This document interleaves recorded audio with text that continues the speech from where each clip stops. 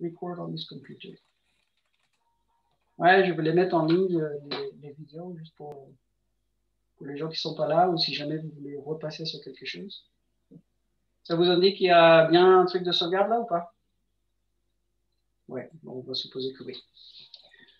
Ok, du coup on reprend, et puis donc il y a des bases de la programmation C que vous avez vu avec monsieur Forget. On va continuer là-dessus. Je sais que le semestre passé a été compliqué avec tout ce qui est confinement et l'enseignement. Du coup, n'hésitez pas même à poser des questions basiques. Si vous n'avez pas compris des choses, il faut qu'on comble ces trous-là. Okay? Monsieur Forger m'a également dit que vous avez vu vite fait les pointeurs, mais que la majorité n'est pas très à l'aise en pointeurs. Ok, il y a toute une partie aussi d'outillage, donc compilation, des chaînes de compilation, qu'est-ce que c'est un éditeur de texte, les bons éditeurs de texte, comment les utiliser, etc. Vous avez vu. Et puis les lignes de commande, les redirections, les trucs de base. Okay, du coup, programmation avancée, c'est organiser les données de façon structurée pour qu'on puisse y accéder facilement et rapidement, efficacement. On veut consommer le moins de mémoire possible, que ce soit le plus rapide possible également. Okay? Il y a toute une partie aussi, moi je vais vous poser des questions sur les estimations de coûts. Donc, temps d'accès, quel est le coût en exécution, quel est le coût en mémoire de stocker les données de telle façon. Il y a pas mal d'exemples de structures de données. Ceux qui ont déjà fait un peu de programmation en connaissent certainement quelques-uns. Donc, il y a les listes contiguës, les listes chaînées, les piles, les queues de priorité. C'est un peu, si vous avez fait un cours de système d'exploitation, vous allez voir que ça revient régulièrement. Quand vous mettez la priorité au processus, vous savez que le processeur, il exécute une seule tâche à la fois pendant un très court temps, et puis passe la deuxième, la troisième, la quatrième. Et donc, pour ça, ils utilisent des queues de priorité. Là, les parties qui m'intéressent le plus, que je trouve le plus intéressant, c'est les arbres. Okay? Les arbres binaires de recherche. Donc ça, on va passer quand même un petit temps dessus. Et il y a toujours beaucoup de questions ODS autour des arbres. Et parfois, les projets, ils sont faits en arbres. Ensuite, il y a toute une partie aussi sur les tables d'achage. Donc, c'est un outil de programmation très commun. Pour ceux qui ont fait déjà du Python ou du Java ou d'autres langages, les bibliothèques incluent toujours des tables d'achage qui sont très faciles à utiliser. Nous, on va essayer d'en implémenter et puis de comprendre comment ça marche. Bon, petit rappel sur les types de données, vous les avez déjà vus. Il faut aussi être conscient des tailles que ça consomme en mémoire.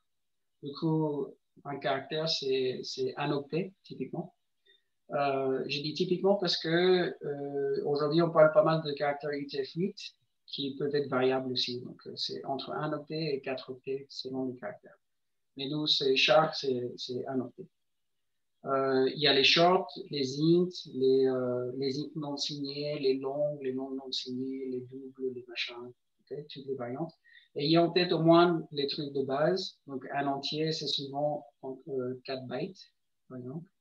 Et puis, qu'est-ce que ça représente en mémoire? Quelles sont les valeurs possibles ou pas possibles avec ces variables-là? Quelle est sa taille maximale pour que vous évitez les débordements d'entiers, etc., etc. Okay. Moi, j'ai mis un bout de code juste pour que vous ayez une idée. C'est un code où chaque type de caractère, on va l'imprimer en fait sur l'écran pour avoir sa taille. Et du coup, si vous regardez, il y a premier printf, c'est deuxième printf, excuse-moi, c'est char. Il y a, ça va imprimer donc un unsigned, donc on veut juste le numéro positif. Et size of char. Donc, je pense que vous avez vu déjà l'opérateur size of. Donc, quand vous mettez size of et vous mettez un type entre parenthèses, ça va vous donner la taille du type. Donc, size of char, ça va dire quelle est combien d'octets consomme un char. Si vous mettez short, ça va vous dire combien d'octets consomme short, etc. etc. Okay? Vous pouvez aussi faire size of et puis une variable. Même si vous ne connaissez pas le type de la variable, le compilateur va savoir si c'est un entier ou autre chose, et puis il va aussi vous fournir la taille. Et ça, c'est quelque chose qu'on va utiliser plus tard. Okay? On peut faire size of des trucs que vous ne connaissez pas, et que le compilateur ensuite, il va trouver et il vous dit. Petite question de base. Quelle est la taille des pointeurs? Donc, est-ce que un pointeur de type char étoile ou short étoile ou int étoile va changer en mémoire? Et comment on peut savoir déjà quelles sont les tailles des pointeurs? Donc, pour information, le processeur, les processeurs, un processeur 32 bits, par exemple, il a 32 bits pour fournir des adresses en mémoire. Okay? Donc, il y a 2 à la 32 adresses en mémoire auxquelles il peut accéder. Typiquement, une adresse en mémoire, c'est 1 byte. Okay? Donc, il a 2 à la 32 adresses auxquelles il peut accéder. Donc, en gros, ça fait 4 gigas de mémoire RAM. Si vous vous souvenez, il y a un certain nombre d'années, la plupart des processeurs étaient sur 32 bits, sur les desktops, les Intel et les AMD. Et du coup, on avait maximum 4 gigas de mémoire qu'on pouvait utiliser. Aujourd'hui, on parle de 64 bits, donc on a beaucoup plus de mémoire. Mais tous les pointeurs vont consommer exactement la même taille, parce qu'ils ne sont pas liés au type de données auxquelles ils traitent. Ils sont liés à la quantité d'adresses mémoire auxquelles on peut accéder. Okay? Du coup, on a 2 à la 64 adresses. Donc, ça va faire 8 bytes, okay, sur les processeurs 64. Si vous êtes sur des plus vieux processeurs de 38, ça va être 2 à la 32. Donc, vous avez les 4 bytes. Sinon, il y a les 32 bits. Sinon, il y a aussi les processeurs 16 bits ou 8 bits. Okay? Et du coup, les pointeurs sont tout petits dans ces cas-là. Ouais, c'est juste la sortie là, vous voyez, il y a char, int et tout. Les types de données vont changer en taille. Par contre, les pointeurs, ils ne changent jamais. Okay? C'est lié à l'architecture laquelle on est en train d'utiliser. Ça, on va sauter. Je ne sais pas si avec M. Forger, vous avez fait ce TD-là. Est-ce que vous pourriez me dire? C'est juste que vous avez plusieurs types plusieurs variables int, et puis vous avez quelques pointeurs int. Puis vous faites des petits échanges et il vous demande de dire qu'est-ce qui est affiché à la fin ou pas. Non, on a fait. Ok, c'est toujours le même? Ok. Je vais sauter, c'est juste dans les slides. Est-ce que ce slide-là, ça vous dit quelque chose, ce type de pointeur? Je vais le placer un peu différemment.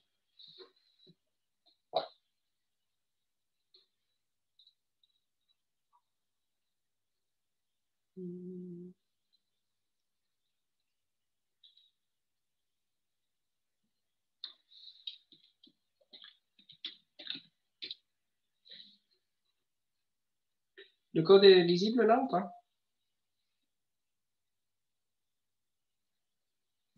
Oui, on voit le code et le carré blanc. Le carré blanc avec le...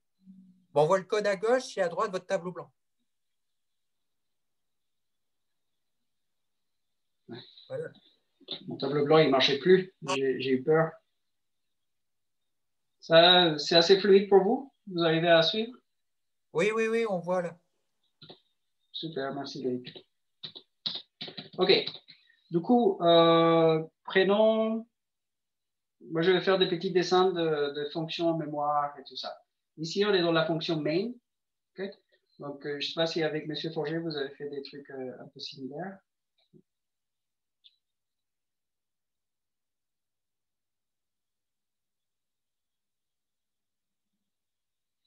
Donc, on a le main. Le main a combien de variables? Il a un x, un y. Okay? Donc, on a 2 variables. Quel est le type de ces variables-là? On voit bien qu'ils sont déclarés comme des int étoiles. Okay? Du coup, quelque part dans le main, dans son espace d'adressage, on a un espace pour x, un autre espace pour y,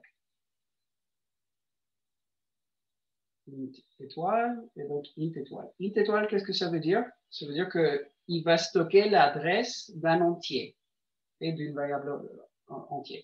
On l'appelle pointeur parce qu'il stocke l'adresse et du coup, ça nous permet de pointer vers là où la variable est stockée. Et du coup, ce mail-là, il existe pareil dans une adresse quelque part, donc BAF0, puis il existe quelque part, c'est F3. OK. Parce que là, ça va, ça c'est juste la déclaration des variables.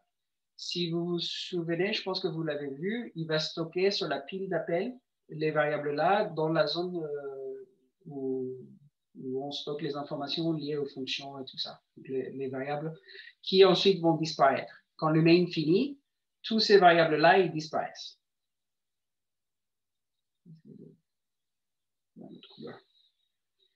OK. Qu'est-ce qui se passe? Vous avez vu la commande malloc, je suppose? Même vite fait ou pas? On l'a pas vu, enfin on l'a pas vu au premier semestre, mais certains qui ont fait le langage C avant l'ont déjà vu. Mais enfin au semestre d'avant on l'a pas vu. OK. Du coup, ici ça va être important. On va la décomposer. Si vous regardez, il y a l'opérateur sizeof et puis il y a int que vous connaissiez. Int est un type de données. Donc c'est un entier. Sizeof, un entier, ça va renvoyer cette partie-là, juste la taille d'un entier. Combien de bytes consomme cet entier sur cette architecture-là? Moi, je suis sur une architecture 64 bits, un processeur Intel. Et du coup, ça va nous renvoyer les 4 qu'on a vus avant. Okay?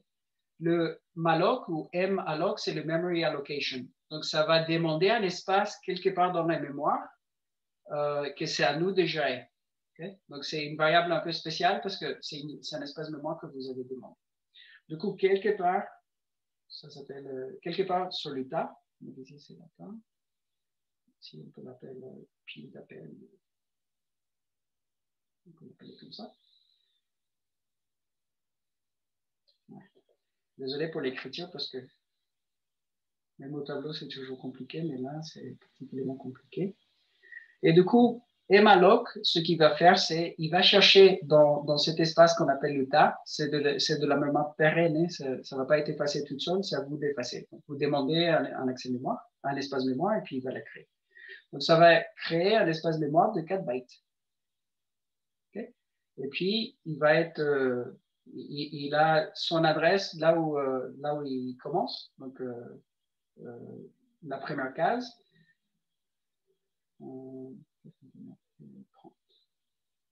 F030. Okay? Moi, j'invente juste les numéros des adresses, mais il faut juste savoir qu'elle a bien une position mémoire. Et ensuite, le malloc, ce que ça va faire, c'est cet espace-là en mémoire, l'adresse, la valeur de l'adresse, elle va la stocker dans la variable. Comment c'est? Donc, une variable, c'est parce qu'on a fait x égale. Okay? Donc, malloc nous envoie une adresse. Cette adresse, on a stocké un entier, donc c'est la taille d'un entier. Donc ici, c'est la taille d'un entier. Et ensuite, il va nous envoyer l'adresse, il va la stocker où? Il va la stocker, ça nous dit clairement ici, x égale à l'adresse. Okay? Donc ici, on va voir F030. Ça vous va pour le truc très basique? Donc maintenant, notre x qui est un int étoile, il a bien l'adresse d'un entier, l'adresse d'un espace de 4 bytes. Okay? Donc il pourra l'utiliser comme un entier. OK. Cette instruction-là, étoile X, qu'est-ce que ça fait? Okay. Si je me pose une question ici, c'est X égale à quoi? X égale à F030. Okay? C'est l'adresse qu'on a louée. Étoile X, qu'est-ce que ça fait? Ça va déréférencer cette adresse-là. Du coup, si je fais étoile X, ça permet d'aller regarder ce qu'il y a dans cette zone-là. Okay? Donc, étoile, ça déréférence la valeur F030, donc étoile X. Ouais, désolé. Étoile X. Ah, c'est tellement mieux. OK? Donc, qu'est-ce qu'on a dans cet espace-là? On n'a rien du tout. Il n'y a rien. OK? Elle est vide et là, toujours de la mémoire poubelle, comme vous saviez quand vous travaillez. OK? Du coup, à la ligne 9 du code, ici, on a l'étoile X égale à 42. Qu'est-ce qui va se passer? C'est que étoile, on déréférence l'adresse qui est stockée dans X, donc étoile X. On est dans la zone F030 et ce qu'on va stocker, c'est le 42. Ou pas. 42, parce que je n'avais pas effacé. Ça vous va? OK. Instruction sur la ligne 12. Ça pose un problème. Pourquoi? C'est parce qu'on sait, il ne faut pas oublier que toutes les variables non initialisées, ils ont... C'était drôle ton truc, Niels. Ça se prononce comment son prénom? C'est fait embêter par ses colocs. Ouais, son copain. Je ne sais pas. Du coup, OK. Du coup, ici, la question, c'est étoile Y, qu'est-ce que ça vaut?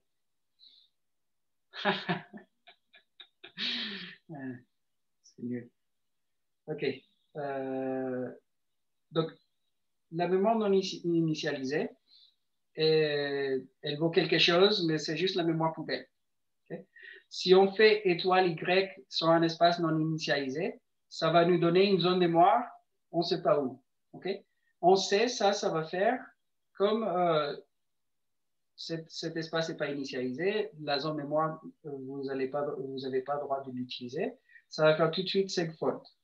Okay? Comme vous avez vu dans vos programmes, c'est le processeur va dire c'est une zone auquel vous n'avez pas droit d'accéder et ça va planter votre programme. OK?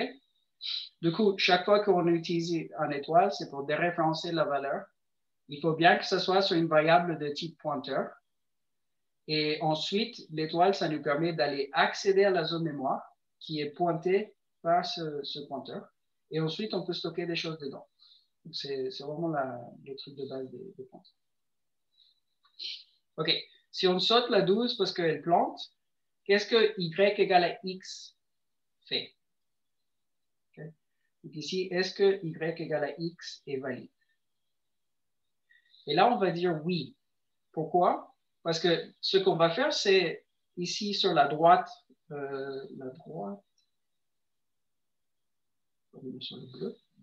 ici sur la droite, on sait bien que x a une valeur. Okay? Vous avez vu les valeurs de droite et de gauche dans les variables ou pas? Vous saviez que quand une variable est sur la gauche d'une égalité, on parle de la zone. Donc ça, c'est CF30. Et quand elle est à droite, on parle de sa valeur. Donc la valeur de x, c'est F30. Faites attention, CF30, c'est bien l'adresse d'y. Et F030, ce n'est pas l'adresse de x, c'est la valeur de x. Et qu'est-ce qui change? C'est qu'ici, on a l'égalité. Okay? Donc, de ce côté-là, c'est valeur des variables. Et de l'autre côté, ici, c'est adresse. Okay? Je ouvrir le Discord.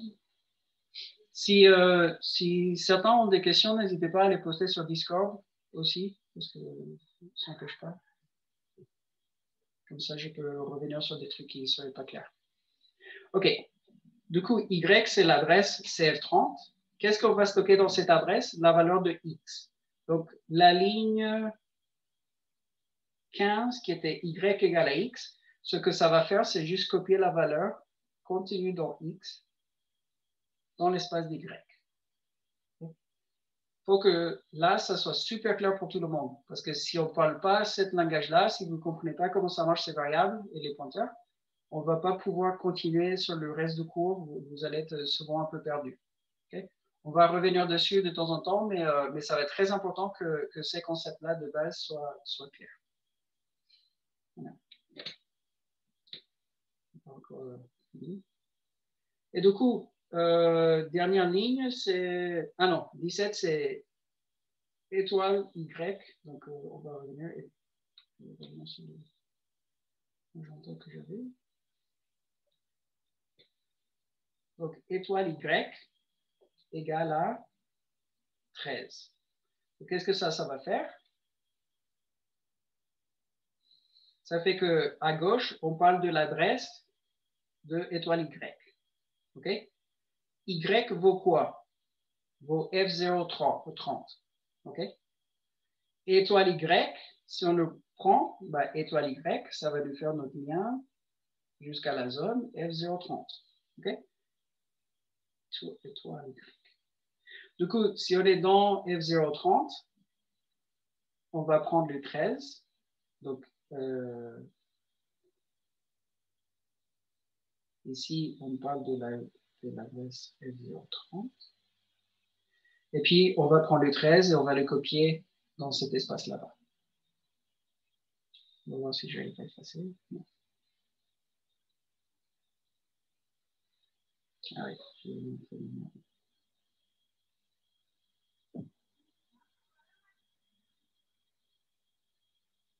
C'est toujours le même espace F030.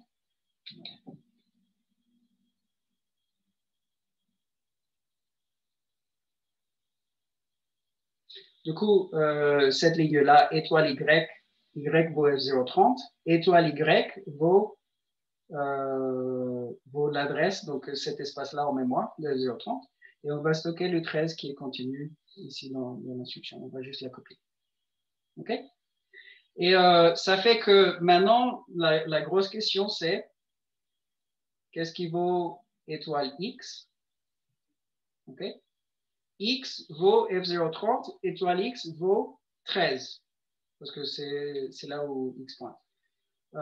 Y vaut F030, étoile Y vaut 13. Donc, le concept, c'est que deux pointeurs, si vous copiez la valeur de ces pointeurs-là, ils pointent maintenant sur la même zone mémoire.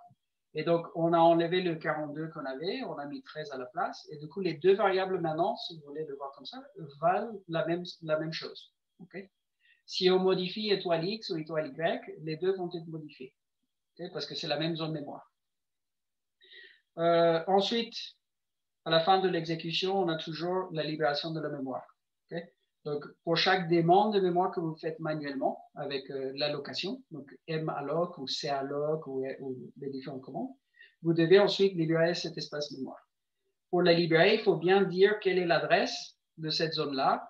Et lui, il garde en tête de quelle taille était la zone demandée. Donc ici, ligne 5, on a demandé une zone de taille int. Du coup, le free va dire, ah oui, à cette adresse-là, F030, moi, j'ai bien stocké un int. Okay? Donc, il va effacer cette zone-là. Donc, à la fin, le free de X est un peu équivalent à free de @F030. Okay? Et on va peut-être mettre en rouge. Donc, dès que vous faites ça, cette zone-là devient invalide. OK? Si je fais une commande à la ligne 20, juste après le free, et j'utilise étoile Y ou étoile X, c'est mort. Okay? Ça doit planter. Souvent, on est un peu permissif, donc le code peut continuer à s'exécuter, mais c'est parce que ils font beaucoup moins attention à ce qui se passe. Et c'est important parce qu'on sait, on va souvent privilégier l'exécution, le temps d'exécution ou la consommation mémoire. Okay? Tandis qu'en Python ou en Java ou dans d'autres langages, vous faites des accès comme ça qui sont erronés et ça va vous dire tout de suite que ça ne va pas et puis ça plante. OK? OK. Du coup, si c'est bon, je n'ai pas vu de questions posées. Si c'est bon pour l'intro, on va repasser sur la première partie du cours. Monsieur? Ouais. Si on a une fonction qu'on n'est pas dans un main, est-ce que quand on termine la fonction, les variables, elles sont directement libérées ou pas? Enfin, est-ce que l'espace alloué aux variables est directement libéré? Oui, tout à fait, tout à fait. Du coup, on peut faire ça ici si vous voulez. Donc, suppose que tu as une fonction, par exemple dans le code. Vous avez un main. Et... Désolé, j'ai perdu mon truc. Je ne sais pas s'il a planté ou pas. Zonal, il est...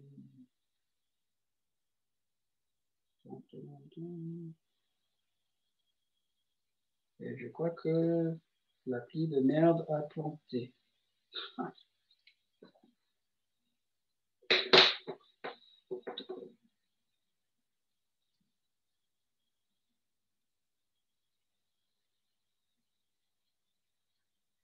Il charge vite fait parce que... Ah oui, journal crashed. Je vais revenir ça ici. On a bien un restore file. C'est pas si de la merde que ça. C'est la première fois que j'utilise les applis. Hein. En plus, c'est le premier cours en ligne. Du coup, je suis un peu désolé. Je suis peut-être pas super bien préparé pour le truc.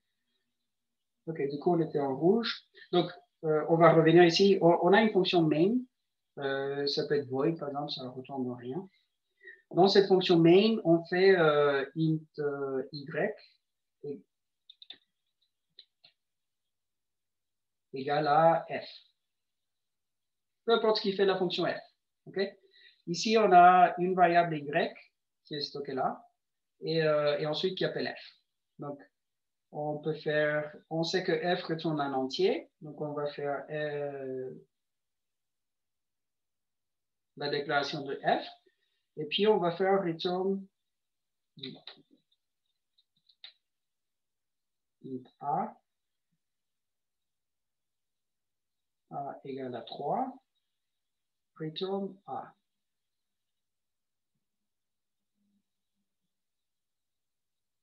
OK. Deux fonctions. Qu'est-ce qui se passe en mémoire?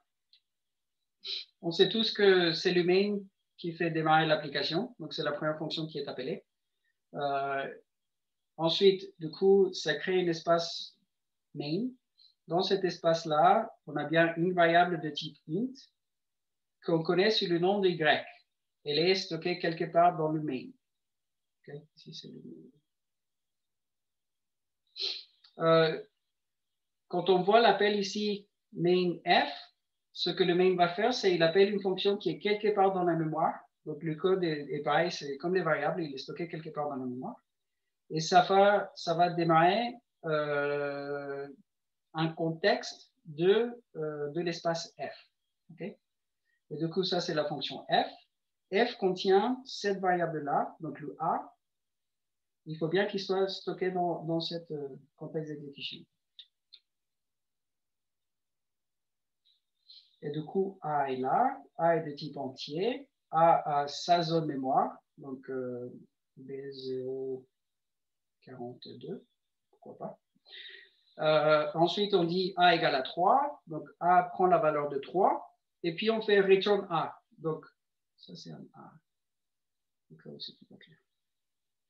Et du coup, return égale à 3, ça fait que ce valeur de 3, on va le stocker où? Ouais, comme c'est le main qui avait appelé, c'est cet espace-là, donc y égale à f0. Donc, on va copier le 3 dans y à la fin de la fonction et on va tuer f. Cet contexte d'exécution est fini. Et du coup, sa variable a, elle est plus valide, on n'a plus le droit de l'utiliser, on ne peut plus y accéder. Okay? Si on avait 5 variables, ils seraient tous ici stockés quelque part dans f. Ils seraient tous morts. On n'a plus le droit d'utiliser ces zones-là. C'est plus des variables valides. Est-ce que ça répond à la question? Ouais, mais du coup, dans quel cas on utilise free? Parce que je vois pas trop l'intérêt de free si, si dès qu'on fait une fonction, elle s'élimine toute seule. Enfin, les variables dedans s'éliminent toutes seules.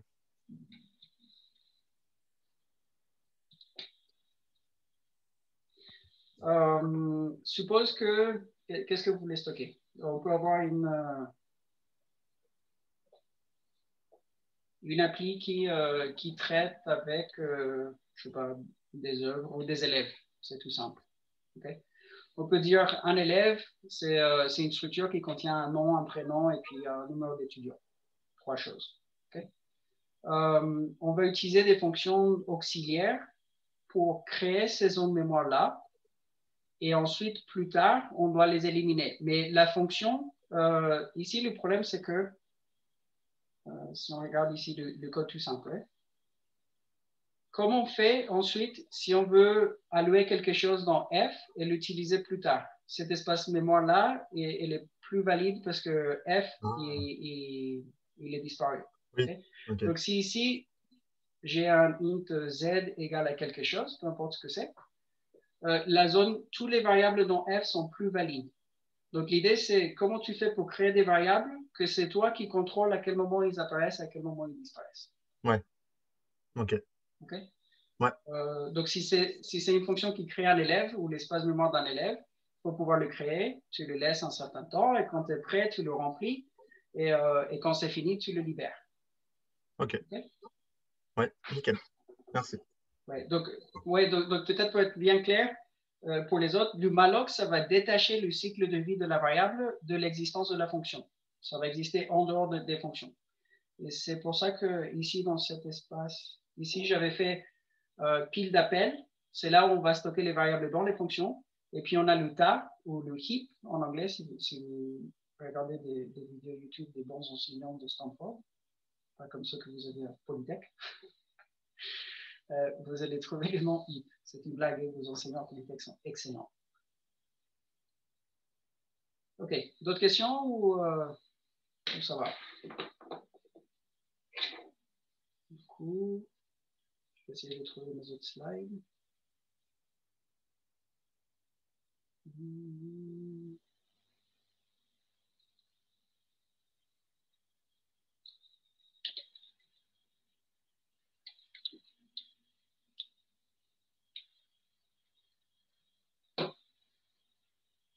Excellent.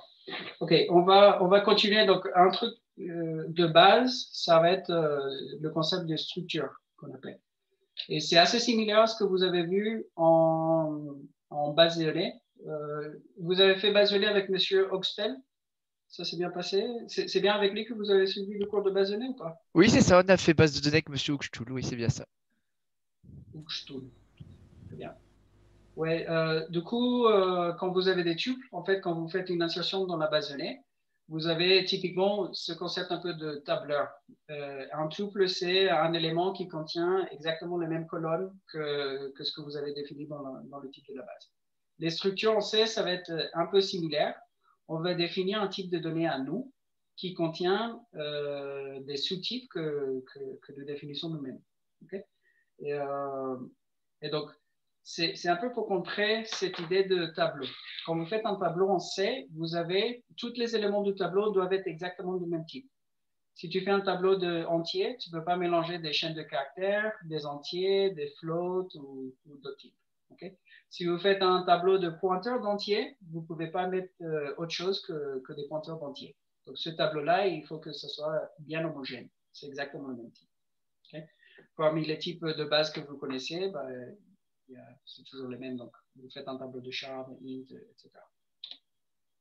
Les structures, c'est un concept un peu différent. C'est que, un peu comme dans les bases de données, vous définissez des champs. Et je sais que... Je vais tenter un truc. Non. J'ai installé une super appli pour essayer d'écrire sur mes slides, mais je crois qu'il ne marche pas. Non. Okay, ça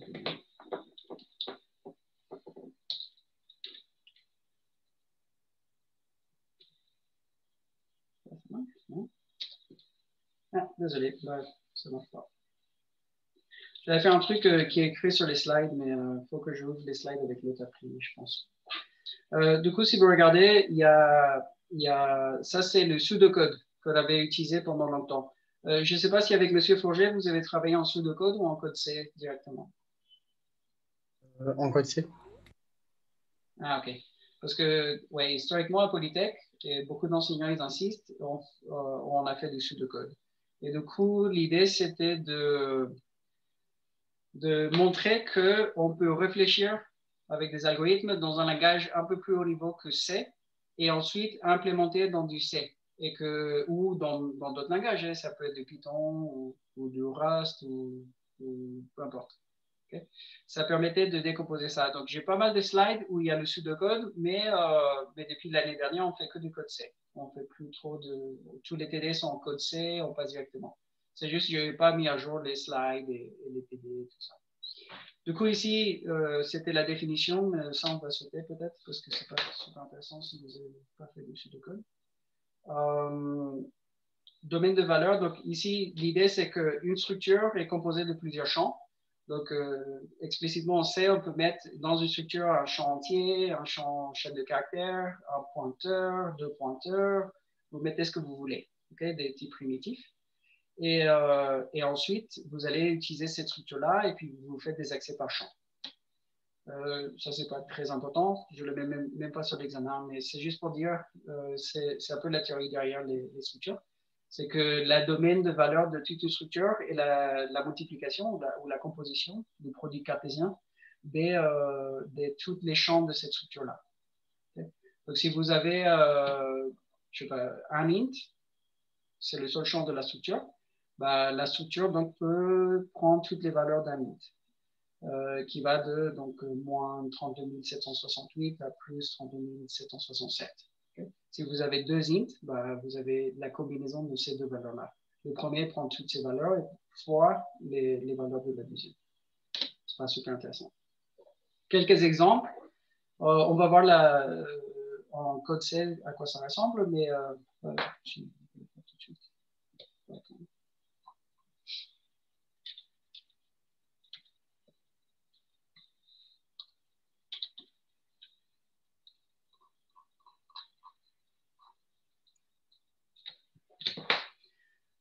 Si on a un code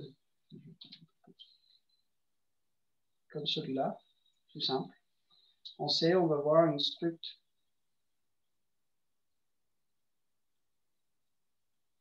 complexe, pour suivre le même nom, accolable.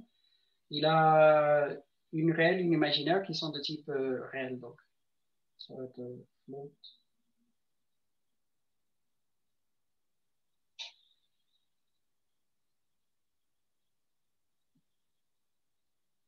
OK?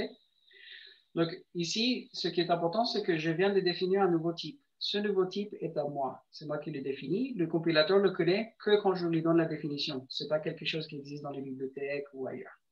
Okay? Quand vous voulez ensuite... Quand vous voulez ensuite définir une variable avec ce type-là, vous allez utiliser le type. Donc, c'est le type struct complexe. Okay. Ça, c'est le type. Donc, c'est comme int ou autre chose, c'est le type. Et puis, le nom de la variable. Donc, ça, c'est le type. Puis, okay. Ici, j'ai une variable de type, qui s'appelle C, de type struct complexe. Et ce que ça va me faire en mémoire, c'est que quelque part dans la mémoire, j'ai une zone où j'ai un type complexe. Excusez-moi. Type struct complexe. Qui indirectement est composé de deux sous-types. Okay?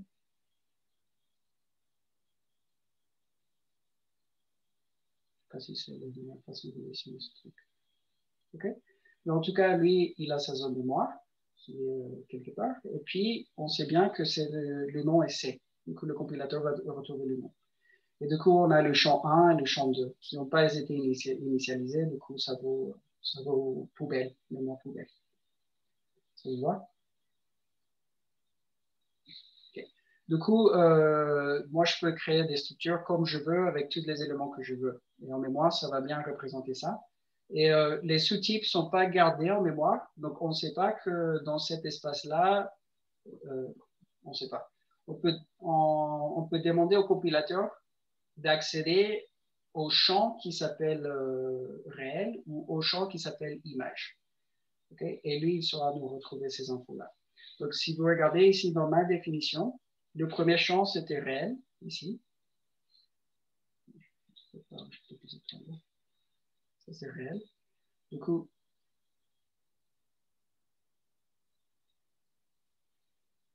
ici, c'est réel. Et puis, ici, c'est... Non, OK?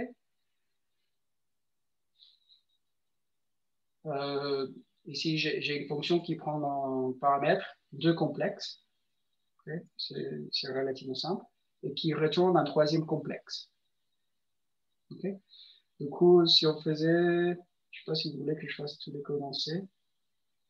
mais ça serait, on peut faire en tout cas pour les premiers. Qu'est-ce que ça retourne? Ça retourne un struct complexe. Comment il s'appelle la fonction? Plus. Qu'est-ce que ça prend dans paramètres? Ça prend en premier élément, c'est un struct complexe qui s'appelle C1. Excusez-moi, c'est pas le point de vue. Et puis le deuxième paramètre, c'est struct complexe C2. Et c'est tout. On va fermer les parenthèses. Des accolades. Ça, c'est des VLC d'accolades. Ah, voilà. Ok, ça c'est la définition du truc. Je vais mettre l'accolade ici.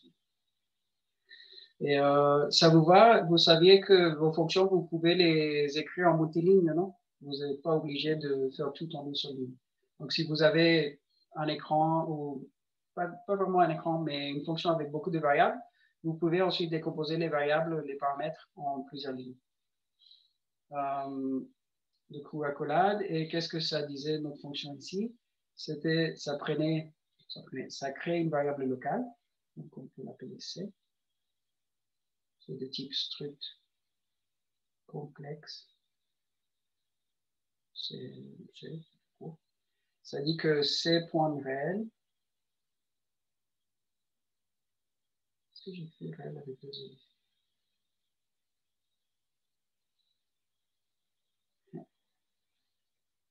Moi, le français, c'est mieux. Égal à premier paramètre point réel plus deuxième paramètre point réel point virgule. Et ensuite, C.image égal à C1.image plus C2.image. Okay. Et ensuite, ça renvoie, donc ça va faire un return de la variable C. Et donc, pour revenir à la remarque précédente, est-ce que la variable C va continuer à exister? Donc, si vous regardez, C est défini dans la fonction plus. Et donc, l'espace mémoire qui est utilisé par C quand on fait ce return-là, il est perdu. Okay? Mais dans le return, on va prendre toutes les valeurs contenues dans C, on fait une copie, et c'est ce qu'on va renvoyer dans la fonction appelante. Okay? Faut un peu s'habituer à que les variables disparaissent, mais ce qu'on a copié, on a récupéré, ça peut être gardé. Donc, on n'a pas besoin de faire des malloc juste pour garder des valeurs. Et du coup, notre fonction finit. Ok, donc ça représente un peu ce code-là, juste pour que vous ayez une idée de ce que ça fait. D'utilisation, comme vous avez vu, moi j'ai créé ici struct complexe C1, non, ça c'est le paramètre. Si j'ai créé struct complexe C, okay? Donc c'est pareil, c'est toujours type, et puis non. Ok? Et voilà. Pas la peine de continuer beaucoup sur le pseudocode, c'est tout pour vous.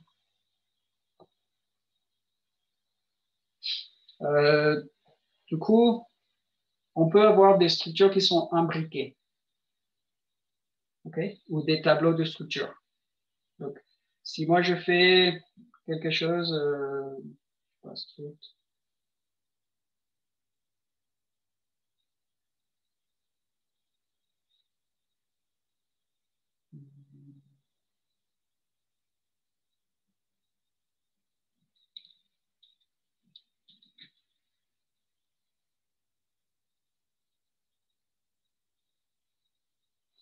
avec une définition tout simple, hein, comme ça.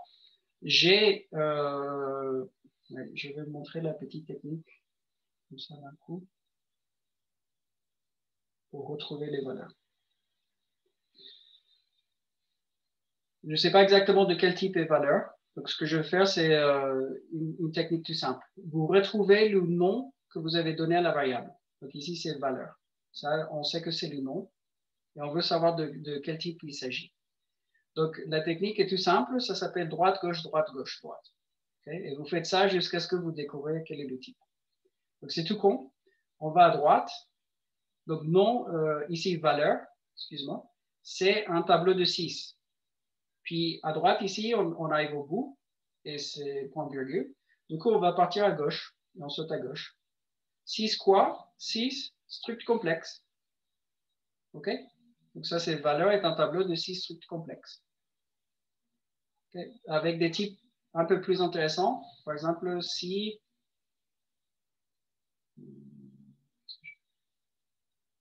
on va faire un pointeur de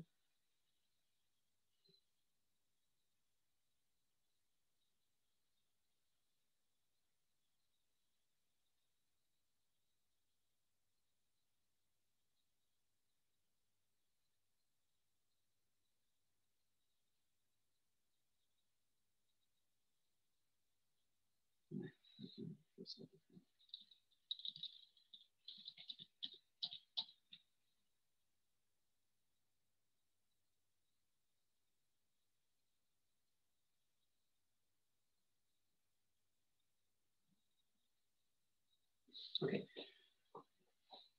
Celui-là, il est un peu plus intéressant peut-être pour le test. C'est où le nom de notre variable? Ben, c'est celui-là. Ça, c'est le nom. Et du coup, quel est son type? C'est la question du jour. Si on va à droite, on voit que c'est un tableau de 17. Tableau de 17 quoi? Ben, on arrive sur le point virgule, on va à gauche. Et à gauche, c'est struct complexe étoile. OK? Donc, c'est un tableau de 17 éléments ici. Pointeur de struct complexe. Qu'est-ce que ça fait en mémoire? Juste pour avoir une idée.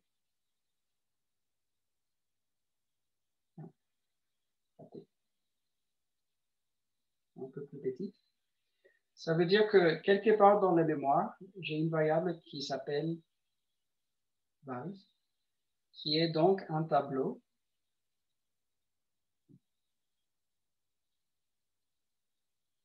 ici c'est le premier élément du tableau, deuxième, troisième, etc., jusqu'à la 16e élément du tableau.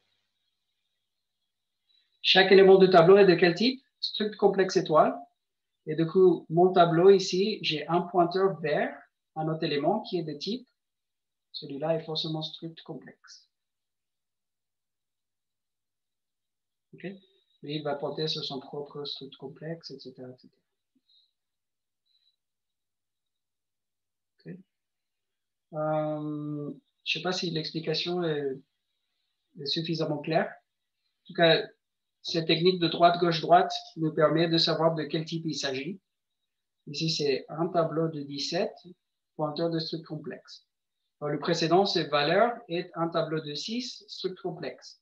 Donc, à différence de celui en bas, valeur va être quelque chose comme ça.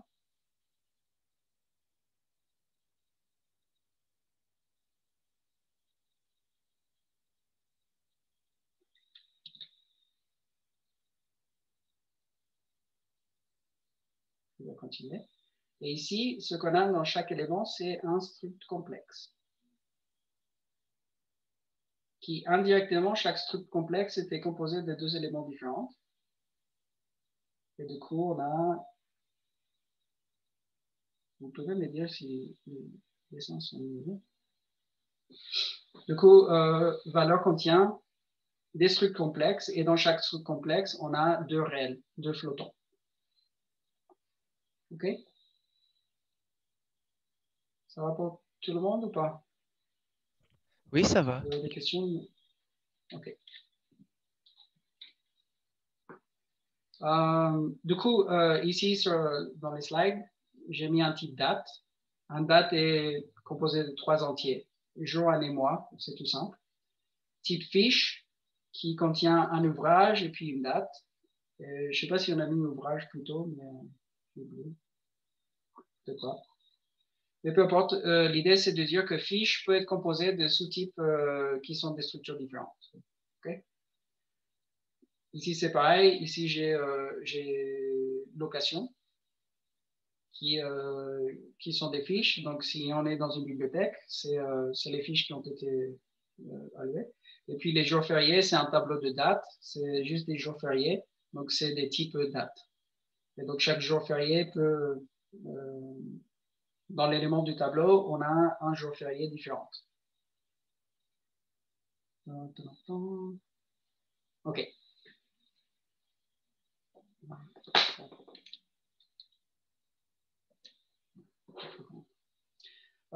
Du coup, vous avez vu le mot-clé struct qui permet donc de définir des structures. Le struct est son désignateur. Quand on a des types, on va utiliser les deux pour dire, c'est un peu ce que j'ai fait ici. J'utilise struct complexe, struct machin, parce que le type s'appelle comme ça. Dans un struct, on a tous les champs que vous voulez. On ne peut pas initialiser ces champs dans la structure, ça c'est important. Toutes les initiations de structure doivent se faire dans des fonctions, donc vous ne pouvez pas les initialiser ici. Tu ne peux pas dire, par défaut, je sais que ce struct-là contient un compteur, et donc je le mets à 0. Ça, c'est pas valide. Okay. Et ensuite, quand vous finissez, c'est accolade, point virgule, pour dire c'est la fin de la structure. C'est important de voir aussi que dans beaucoup de cas, vous allez trouver du code sur Internet où le désignateur n'est pas défini. Okay? Ça s'appelle des structures anonymes. Et on va voir quelques exemples parce que ça s'est fait souvent avec des alias. Donc un système d'alias qui s'appelle des typedef. C'est souvent utilisé ensemble. Du coup ici, structure date avec 3 entiers. Structure, j'ai 2 variables ici D1 et D2 qui sont de type structure date. Ici, j'ai structure complexe qui contient 2 flottants imaginaires et réels. Okay? Et j'ai défini 2 variables de type struct complexe, tout en une ligne. Donc, honnêtement, je ne sais pas pourquoi je garde ces exemples dans mes slides parce que je déconseille de faire des trucs trop complexes dans une seule ligne. Okay? Dans les slides, on a toujours une limitation d'espace et tout ça. Donc, même struct date, quand vous faites ça dans votre code, n'hésitez pas à le décomposer en 3 lignes et puis fermez bien les accolades, etc. C'est beaucoup plus important que le code soit clair et qu'il soit dense. Donc, si vous avez l'opportunité d'écrire un truc un peu plus large, qui consomme un peu plus d'espace et qui est clair, c'est beaucoup mieux. Voilà. Donc ici, on a, très important, hein, struct complexe est composé de 2 types. Okay, 2 flottants, réel et image. Si vous regardez, il n'y a pas de point-virgule après l'accolade. Ça veut dire que ces variables-là sont la suite, donc sont une définition de 2 variables de type struct complexe. Et puis, la façon la plus simple, c'est C3, c'est tout simple, C3 est une variable de type struct complexe. OK. Ça, moi, je déconseille de trop utiliser les typedef. C'est même dans les guidelines, donc les règles à suivre pour la programmation des kernels, c'est déconseillé et même interdit d'utiliser des typedef, sauf quelques cas bien spécifiques. Okay. Un typedef, c'est un alias. Et vous allez trouver beaucoup de code qu'il y en a, mais si vous pouvez les éviter, c'est probablement mieux. Okay, c'est mieux, ça va être plus clair pour vous, et puis même les enseignants, on saura interpréter tout de suite les types. Donc, typedef permet de donner des alias ou des synonymes à des différents types. Okay. Donc, moi, je peux faire très simplement, hein, je peux faire avec les structs complexes avec lesquels on était déjà en train de travailler, je peux faire un typedef. Struct complexe. Et puis, je peux même utiliser les mêmes mots pour que ce soit encore plus confus. OK. Ici, j'ai un typedef et puis qui s'appelle complexe. Ça va être l'alias qui est donné. Et ça va être un alias sur struct complexe. Ça me permet de faire quoi, ce truc? Ça me permet au lieu de devoir écrire tout ça pour définir une variable, ça c'est le type de base, donc le type. Ça c'est son alias. Maintenant, je peux faire complexe C1. Okay. C1 est de type complexe, mais complexe est un alias vers struct complexe. Et donc, je peux avoir complexe C1, je peux avoir, dans mon code, je peux avoir un truc bien moche où on va mélanger les alias avec les non-alias, C2. Et puis, je peux faire, supposons que j'initialise des trucs, je peux faire C1 égale à C2. Okay? Quand on lit le code, là où c'est moche, c'est on a une utilisation de TypeDef, et puis on va mélanger avec des utilisations qui ne sont pas avec le TypeDef, et ça fait un truc qui devient un peu plus difficile à lire. Okay? Donc, ce type de choses est fortement déconseillé. Déconseillé. C'est pas que c'est interdit, mais déconseillé d'utiliser des TypeDef avec des variables qui ne sont pas sous TypeDef. Mais en gros, j'espère que vous avez compris un peu la base. Les TypeDef, si vous avez, par exemple, on va faire un autre. TypeDef, struct complex pointer.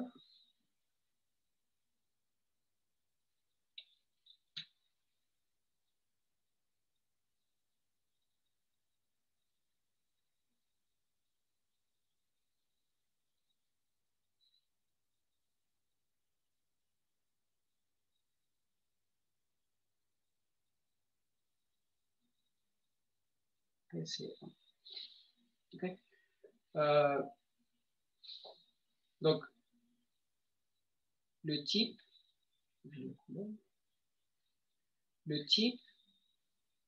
est struct complexe étoile. Le nom de la variable, le nom de nouveau type, le alias, ça c'est PTR complexe. Et donc, au lieu de la seule chose que ça nous simplifie, c'est au lieu de dire struct complexe étoile à l'utilisation de la déclaration de nos variables, j'ai droit maintenant d'utiliser PTR complexe. Et donc, PC1 est un pointeur vers un struct complexe. Okay? Et les TypeDef, ça nous permet un peu de cacher ça. Voilà. Du coup, quelques exemples dans les slides. Ici, j'ai octet et le nom de l'alias. Et donc, octet est un caractère non signé. Okay?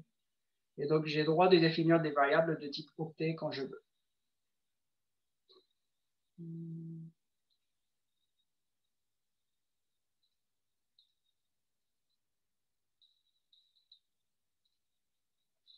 Voilà. J'ai struct ma structure, donc c'est un pointeur de ma structure, un pointeur vers struct ma structure que j'ai appelé ptr ma struct. Et donc, j'ai le droit d'utiliser ptr ma struct comme paramètre dans des fonctions ou pour la définition des variables, etc. Et puis, j'ai un autre, c'est l'utilisation du même nom. S sur la droite ici, et le nouveau type, l'alias, et elle est de type struct S.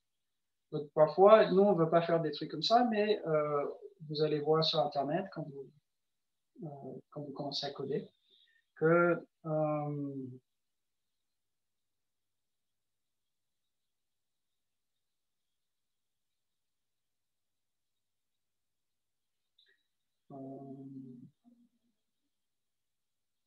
on va voir des types comme ça.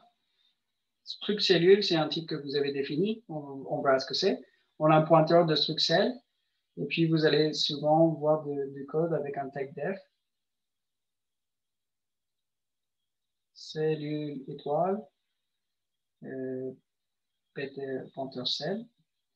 Et donc, au lieu de définir un truc comme ça, une façon équivalente grâce au TypeDef, ce serait de dire ptr cell. OK? Donc, les deux types sont compatibles, en fait. C'est la seule chose qui fait le TypeDef. J'insiste beaucoup parce que vraiment, il faut passer un peu de temps à lire le code comme vous l'avez devant vous et bien comprendre quels sont les types. Parce que si vous n'avez pas compris les types, ceux qui sont des pointeurs, comment ça marche les pointeurs, on ne va pas s'en sortir. Okay? Ça va être très important plus tard. Quelques petits exemples. Ici, j'ai encore un TypeDef, int étoile, que j'ai renommé en ptint. Ça veut dire que j'ai le droit de définir une variable p avec le type ptint ou la même variable p avec int étoile. Okay? Celui-là, il est relativement simple. Si j'ai un type def, ici le type def c'est, faites attention, hein, c'est matrice et le nom du nouveau type. Et c'est pareil, si on va à droite, qu'est-ce qu'on trouve? On trouve un tableau bidimensionnel de 10 fois 20. Ensuite, on va à gauche de type entier. Donc, matrice est l'alias de la définition d'un int, un tableau bidimensionnel de int, une matrice de int. Ça me permet de faire deux types de déclarations, soit celui qui n'utilise pas le type def, c'est je définis un tableau bidimensionnel M de type entier. Ou tout simplement, c'est là où les types def peut être intéressant, je définis matrice M. Okay? Ces deux types-là sont exactement les mêmes, c'est compatible. Struct date, etc. Je pense que vous avez un peu compris. C'est les types def permettent juste de créer des alias. Ça ne crée pas de nouveaux types. Ça ne fait rien de très spécial. Ça peut simplifier l'écriture en certains cas. Mais pour démarrer, je vous conseille très fortement de ne pas trop les utiliser ou pas les utiliser du tout. Okay? Après, une fois que, vers la fin de cours, une fois que vous êtes un peu plus à l'aise, vous faites comme vous voulez. Mais au début, je pense que c'est mieux de les garder de côté. Il y a des questions?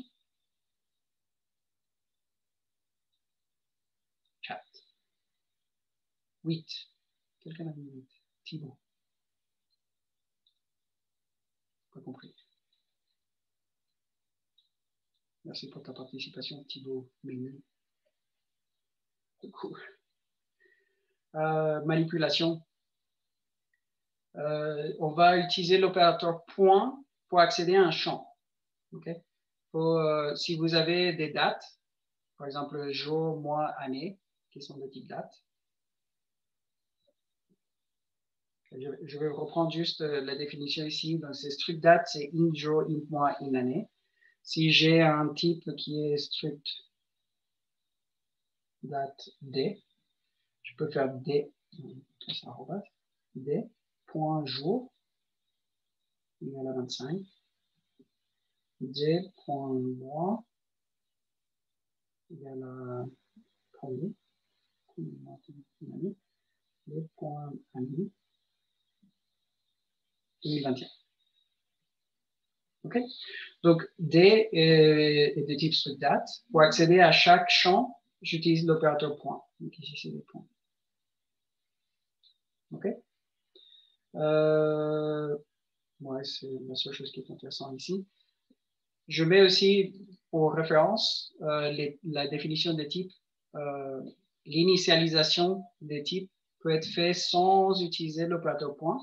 Vous pouvez définir en C des types en une seule ligne, initialiser des types en une seule ligne. Okay? Donc, D1 prend 3 entiers et puis à la suite. Donc, on sait bien que le premier, ça va être le premier champ, le deuxième, ça va être le deuxième champ, etc. Il y a plein de temps en temps, vous tombez dessus et tout ça. Il y a plein d'exemples sur Internet où on fait des initialisations comme ça très rapides, en une seule ligne et tout. C'est juste pour que vous compreniez de quoi il s'agit. Après, je déconseille de trop faire de code comme ça. Scanf. Okay, ça va être clé. D'habitude,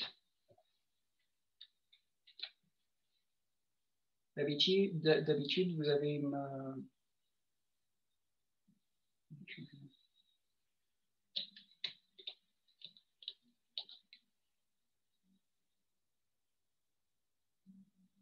Vous avez une fonction quelque part. Et cette fonction, dans cette fonction, on va lire une valeur, donc int x. Et puis, vous faites un scanf.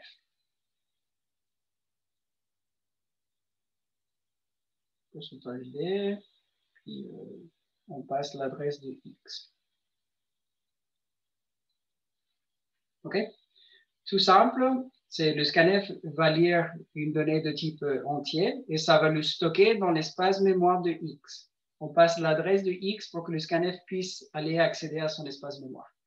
Scanf est une fonction et donc il reçoit une copie de ce qu'on lui passe en paramètre. Du coup, on lui a passé l'adresse de x où il doit écrire. Et je pense que ça, vous avez un peu vu avec les pointeurs avec M. Forget. Si les pointeurs ne sont pas clairs, on peut aussi faire un petit tutoriel additionnel juste spécifique sur les pointeurs pour éventuellement faciliter les choses. Ça, on peut en discuter à la fin. Du coup, si vous avez une type struct date et que vous voulez lire le premier élément de date, vous faites votre scanf. Jour, année, mois, c'est tous des entiers, donc on va faire un pourcentage D. On va passer la variable où on veut lire, où on veut stocker les données. Et du coup, ça va être D.jour. Et ce qui est important, c'est il faut bien passer l'adresse de jour. Okay? Mais on sait, c'est prioritaire, le point est prioritaire sur beaucoup d'autres éléments. Et du coup, l'esperluette ou le haie commercial, il ne va pas s'appliquer sur l'adresse de D, il s'applique sur l'adresse de jour. Je dis ça, ça va être important plus tard. C'est parce qu'en mémoire, vous avez bien une date. Et c'est jour, puis vous avez mois, puis année. Okay? Et donc, cet esperluette-là ne s'applique pas sur l'adresse de date, il s'applique sur l'adresse de cet élément-là. Si on fait un scanf ensuite pour le deuxième élément,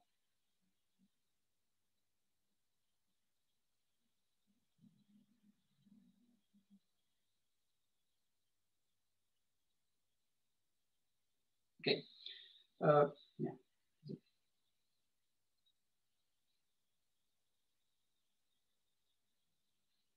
Si par exemple, votre structure est dans la zone F000, le premier élément, il démarre à la zone F000 mémoire. Le deuxième élément, il va démarrer à l'adresse F00 plus la taille d'un entier, parce que c'est le deuxième entier. Donc, si les entiers sont de 4 bytes, ça va être F004. Et puis, le troisième, ça va être dans la zone F00, puis 4 plus 4, parce que c'est deux entiers, ça va être 8. OK? Du coup, c'est important de voir que le point est prioritaire dans les opérations. Et ensuite, on applique l'adresse, l'opérateur adresse 2, donc le haie commercial. Du coup, il va dire des.mois, c'est cet espace-là. Et puis, quelle est l'adresse de cet espace? Bah, F004. Et du coup, cette instruction-là vaut F004. Et c'est cette adresse-là qui est ensuite envoyée dans le scanf. Et comme ça, le scanf, quand il va lire la donnée du clavier, c'est assez complexe le scanf finalement, juste pour lire une entrée de clavier, il va aller dans la zone mémoire F004 et il va vous mettre le 7, okay? Le données que vous avez entré dans le clavier. Et c'est parce qu'il retrouve l'adresse grâce à l'opérateur adresse 2. OK. Oui, éventuellement, si vous voulez, ça je n'ai pas dit, mais on peut faire aussi scanf. J'imagine que vous êtes un peu au courant qu'on peut utiliser les parenthèses pour casser les priorités ou pour bien figer les priorités qu'on veut. Du coup, on peut faire des.année. On peut mettre une parenthèse pour être sûr que c'est l'opérateur point qui passe en premier. Et ensuite, on fait un esperluette. Okay? Les trois sont équivalents. Ce qui n'est pas équivalent, et ça je vais le mettre en rouge, c'est de dire esperluette D point année. Ça, c'est pas du tout équivalent. Hein? Ça, c'est pas du tout équivalent. Ça veut dire donne-moi l'adresse de D et ensuite applique-moi l'opérateur sur cet espace-là. Okay? On va voir des exemples plus tard. C'est quelle heure? 17h30.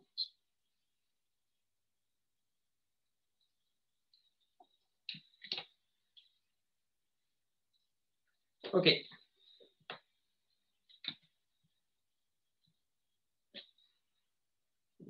faut faire attention avec les structures.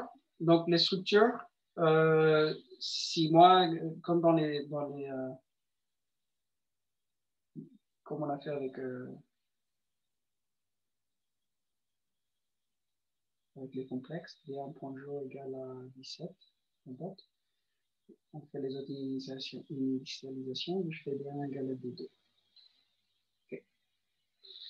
Si c'était des pointeurs, c'est différent, mais ici, ce qu'on va faire, c'est on va copier, et c'est vraiment copier, les valeurs contenues dans D2 sont copiées dans D1. Okay. Donc, en mémoire, j'ai bien deux structures, D1, D2. Je sais pas, on peut faire 17, 5, 90. Et supposons qu'on les a initialisés comme ça. 17, 5, 1990. Et 2 égale à 2. Voilà. Comme on a dit avant, à droite de l'égalité, ici, c'est la valeur. Et ici, c'est l'adresse. Donc, on va prendre la valeur de D1 et on va copier dans l'adresse de D2. Maintenant, le compilateur sait que D1, c'est une date. Struct date, comme vous voyez, moi, je ne suis pas un compilateur. Sinon, je vais planter. Et, du coup, le compilateur, il sait bien que D2 et D1 sont de type date. Il sait bien que c'est le même type, donc il va permettre la copie. Il va prendre la valeur de D1. Donc, la valeur de D1, c'est tout cet espace-là. Hein. Et il va le copier dans D2. Et du coup, le 17, 5 et 1990 sont copiés dans l'adresse de D2, okay, dans cet espace-là. OK. Du coup, ici dans le slide, j'ai un type struct sArray qui a un tableau d'éléments. Maintenant, ce qui est super sympa avec les structs, c'est que, comme vous avez vu avec la date, il sait déterminer la taille de la structure et du coup, il copie tout d'un coup. Si dans une structure, vous avez un tableau, comme P, qui est de type tableau de taille 3 entier, il va copier donc les 3 entiers d'un coup. Okay? Donc, dès que vous avez un tableau, si vous le mettez dans une structure, ça vous permet de copier les tableaux sans faire des boucles. C'est un peu plus performant. Ici, j'ai un struct sArray avec le tableau de 3. J'ai défini deux variables SA1 et SA2 de type sArray. Je initialise les 3 valeurs de SA1 et puis je fais SA2 égale à SA1. Okay. Donc, clairement, en mémoire, j'ai SA1 et SA2 que j'ai défini.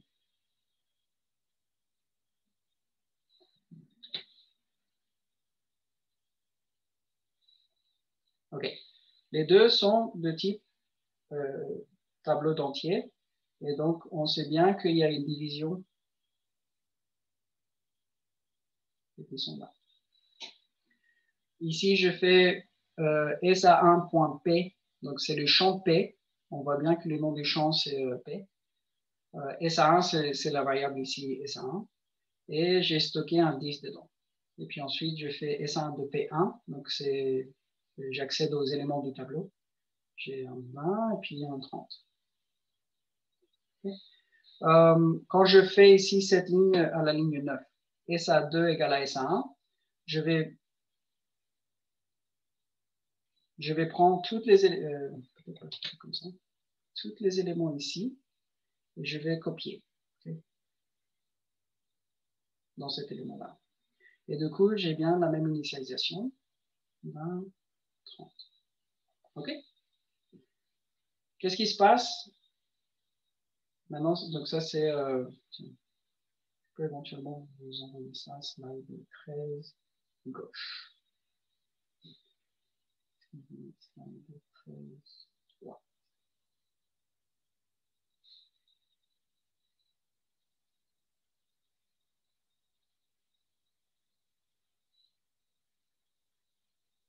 Donc ici, j'ai un struct sPointer qui contient un pointeur P. Okay. Si vous regardez bien, la ligne 2, c'est plus un tableau, c'est un pointeur. Et donc, j'ai le droit de créer un tableau et le faire pointer par ça. Et c'est ce qu'on va faire juste après. Donc ici, j'ai un SP1 qui est là, qui est de type excusez-moi, qui est de type struct S-pointer. Et dans le struct S-pointer, il y a un seul champ.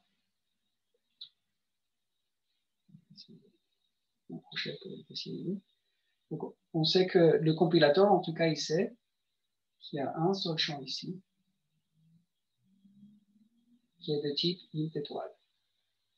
Okay? Et qui s'appelle, ce champ-là, il s'appelle P. Ok? Ça, la zone, peu importe. Et puis, du coup, P, il commence, comme c'est le seul élément de la structure, il commence à la même zone mémoire, F030.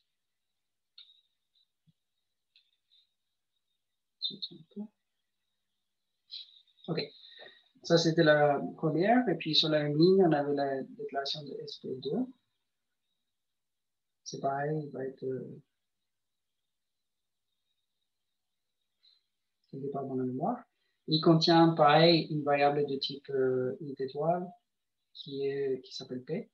Et puis, c'est pareil, il est de type struct S-pointer. OK. Du coup, ligne 5, qu'est-ce qui se passe? Je fais sp1.p.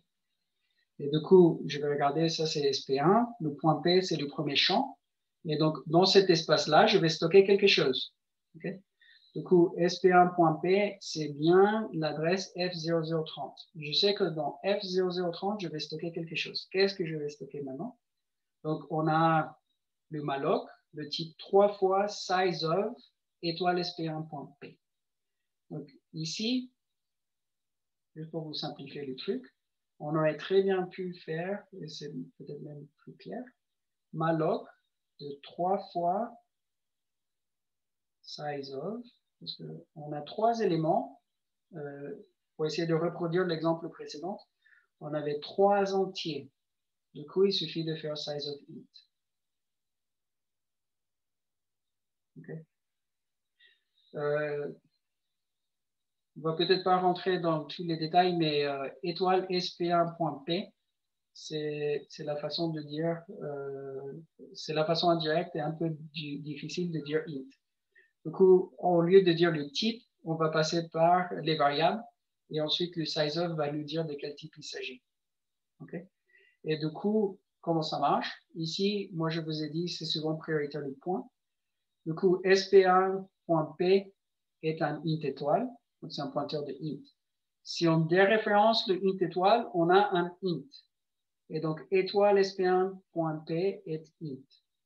Et du coup, le size of int, ça va me renvoyer 4, selon 4 bytes.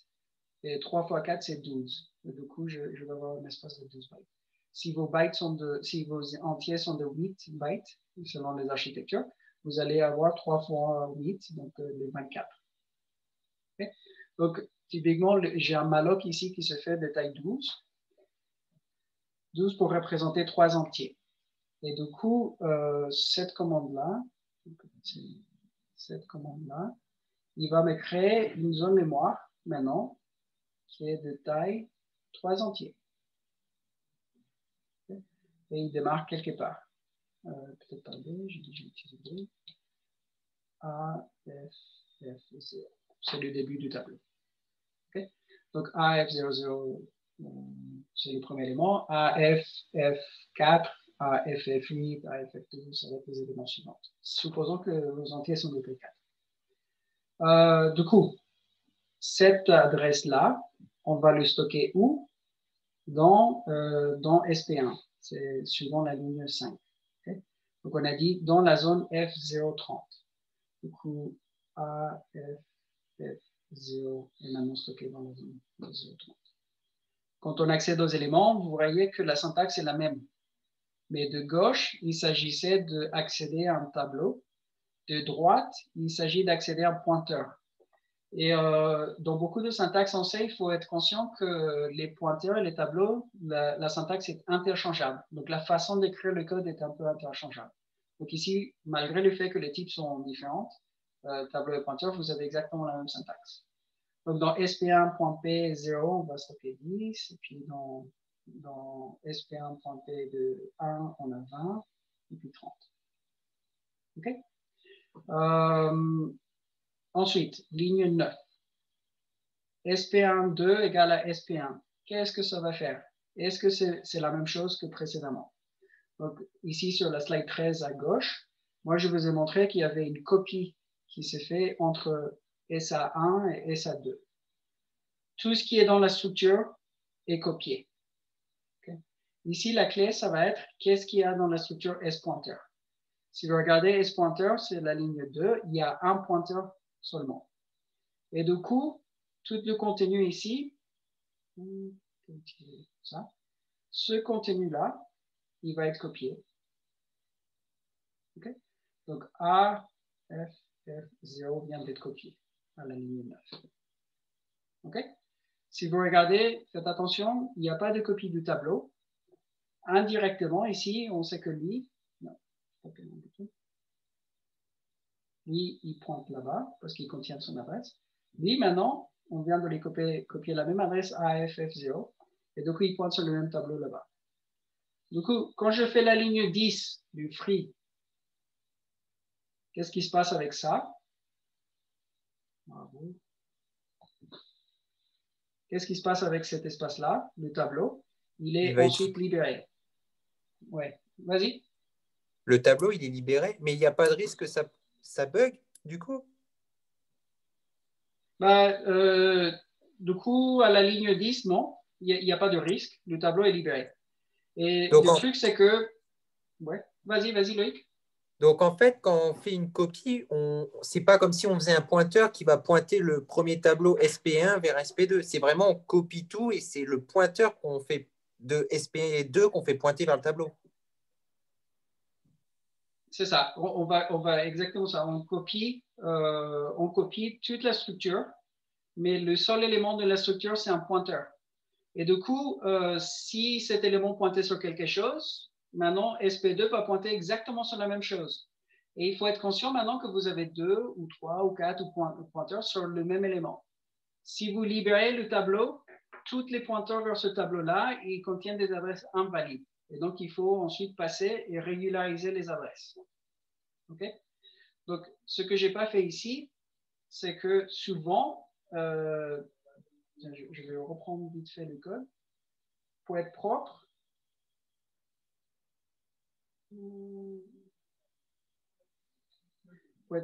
on avait... Ouais, ça c'est bien. On va faire SP2 égale à SP1. OK? C'est là où on a le copie. Ensuite, moi j'ai dit free sp1.p. Okay? C'est là où maintenant les deux pointeurs ils contiennent une adresse qui n'est plus utilisable. Et d'habitude, ce qu'on devrait faire, c'est juste après ça, c'est invalider l'adresse de P. Donc on fait sp1.p égale à nul. Et puis sp2.p égale à nul. Et comme ça, maintenant, je sais que j'élimine ce problème-là et ce problème-là. Les deux valeurs des deux adresses, ils deviennent invalides. Donc, je sais qu'ils sont nuls. Si je les utilise, mon code va planter tout de suite. Au lieu de tomber dans le cas où il va essayer de faire quelque chose, peut-être erronément. Okay? Vaut mieux invalider tout de suite et nullifier vos pointeurs. Okay? Parce que si je ne fais pas ça, si je fais sp2.p égale à... c'est des éléments, excuse-moi.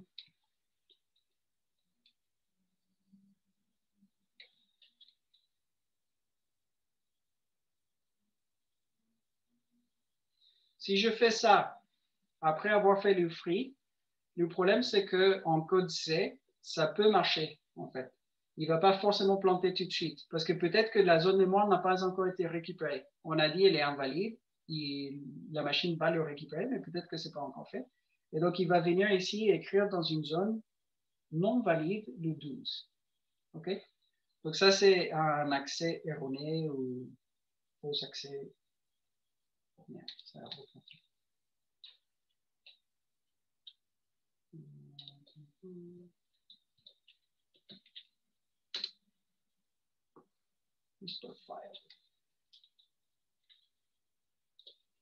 OK. En tout cas, j'espère que ça a été clair jusque-là. Voilà. OK. Si, après un free, j'utilise une adresse invalide, ça peut faire planter, ça peut corrompre, ça peut faire beaucoup de choses en C. Dans d'autres langages, ça va forcément planter tout de suite, mais en C, il y a un risque que ça continue. Je sais pas, il y a d'autres questions autour de cet exemple ou pas? J'en ai peut-être une, ouais. Si on écrivait directement sp1.p égale nul, mais sans le free, est-ce que ça ferait un free aussi implicite ou pas? Enfin, qu'est-ce que ça ferait? Ouais, c'est une très bonne question. Donc, je vais le mettre en rouge. OK. Si au lieu de faire tout ce code-là, je fais sp1.p égale à nul. OK? Donc, ça veut dire que la zone, elle est toujours valide. La zone AF000, AFF0 est toujours valide. Il y a les 3 valeurs dedans, etc., parce qu'on n'a pas libéré. Le détail, ça va être que ce que ça vient de changer, c'est que ça change ce lien-là. Donc, le lien entre P et le tableau qu'on a loué. OK? Du coup, la zone est toujours valide. J'ai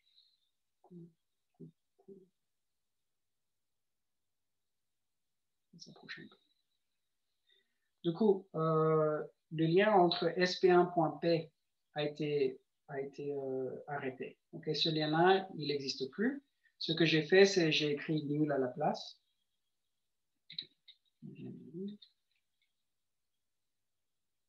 Ce que je fais, comme tu l'as dit, nul. OK? Donc, il n'y a plus de valeur dans P. Ici, on avait déjà fait une copie. Et donc, sp2.p, il contient toujours le bon lien vers la mémoire. Supposons maintenant qu'au lieu de faire free, je fais sp2.p égale à nul. Je viens de casser le deuxième lien. Ici, ça va être nul. Okay. Comme les étudiants en IS. Nul. Et du coup, le problème, c'est que comme j'ai jamais fait free, la zone mémoire ici, elle est plus accessible par mon code, parce que moi, j'ai cassé mes 2 liens vers la zone mémoire. Mais elle continue à être valide. Et le problème, c'est que cette zone n'est jamais libérée, et donc c'est une fuite de mémoire. C'est une zone que je ne peux plus y accéder, je ne peux pas libérer, je ne peux pas corriger, je ne peux rien faire, je ne peux pas éditer. Elle est perdue. Et donc, c'est fuite de mémoire. Et c'est typiquement le problème d'un programme qui tourne longtemps, qui consomme de la mémoire, qui ne l'a pas libéré, et que vous devez redémarrer le programme. C'est parce que quelqu'un a foiré un peu les pointeurs, et donc il n'a plus accès sur le tableau, ou sur les données qu'il a lues. Ça répond à ta question? Ok, ouais, merci beaucoup. Ok.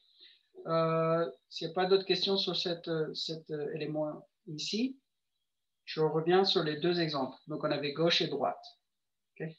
Sur la gauche, on a un tableau. Quand elle est copiée entièrement. Dans la partie droite, on a un pointeur. Les éléments pointés ne sont pas copiés, seulement la valeur de pointeur. Et donc, on sait quand vous faites des copies de structure, ça s'appelle des shallow copies. Okay?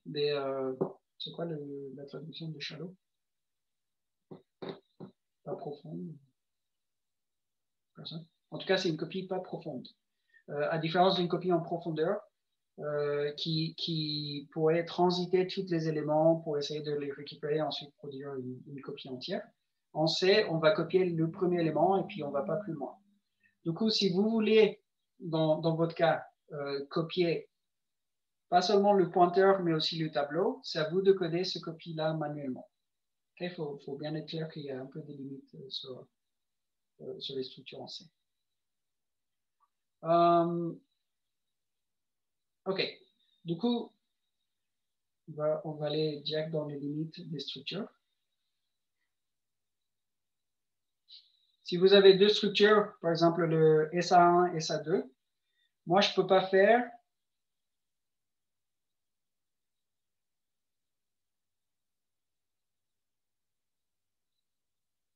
ce code qu'on voulait faire, c'est pas valide. OK? Du coup, ça marche pas. Il n'y a pas de comparaison, il n'y a pas plus petite que, etc. Si vous voulez, il faut faire un truc plus comme if compare sArray.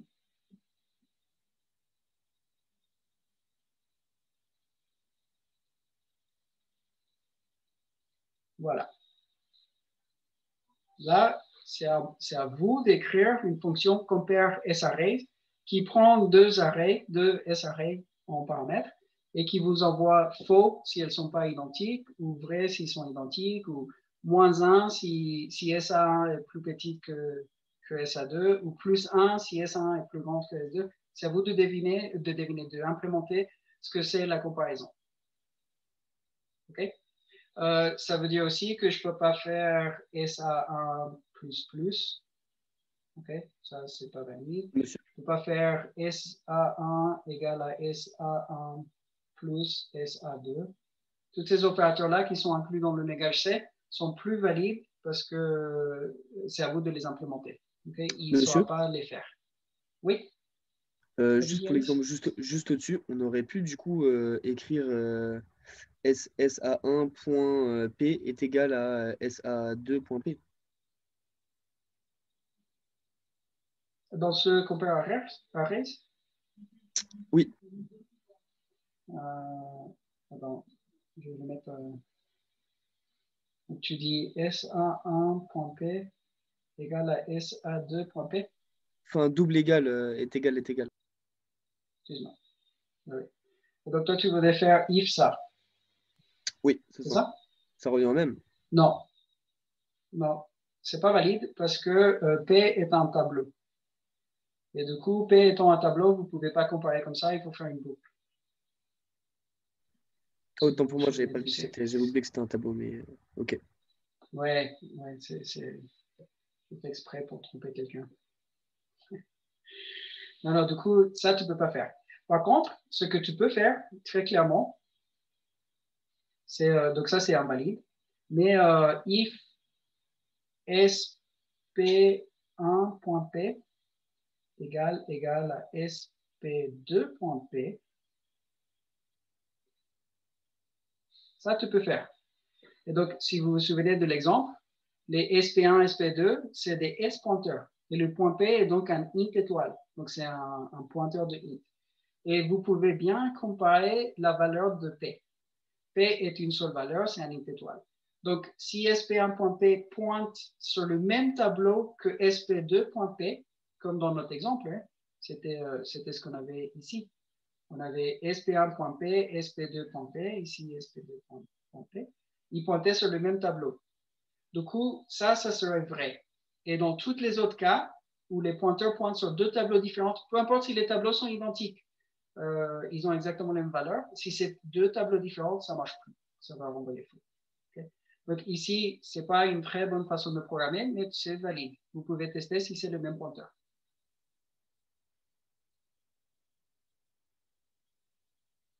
D'autres questions? Du coup, ça revient dans les structures, ça revient aux fonctions de base.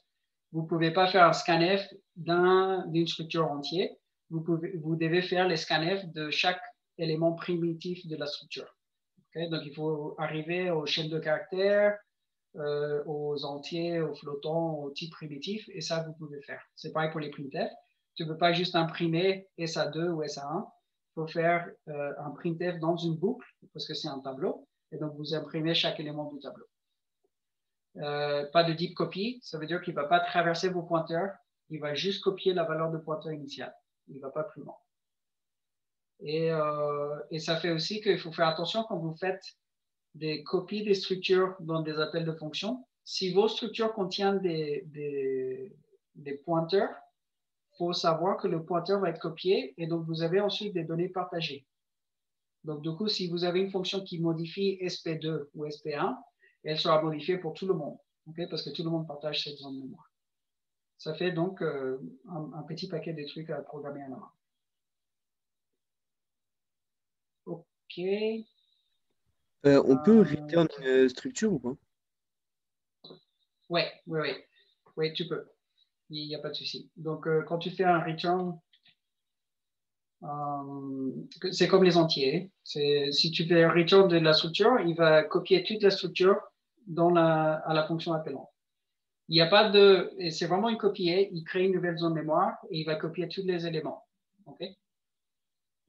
Mais ça reste un shallow copy. Donc, si vous faites un return d'une structure qui a un pointeur, il va copier la valeur de la variable pointeur, mais il ne va pas copier ce qui est pointé. C'est shallow copy, c'est juste la valeur de pointeur qui est copiée.